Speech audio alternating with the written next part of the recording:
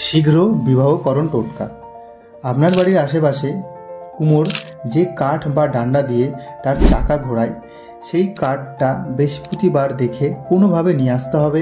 তারপর ঘরের যে কোনো জায়গায় পরিষ্কার পরিচ্ছন্ন করে লাঠি বা ওই ডান্ডাটাকে চুনরি লেহেঙ্গা পরিয়ে খাড়া করে রাখতে হবে। এবারে ডান্ডাটির গায়ে সিঁদুর লাগিয়ে কনের মতো সাজাতে হবে। গুড় ও চাল সহযোগে পূজা করতে হবে। এতে শীঘ্র বিবাহ সম্পন্ন হবে।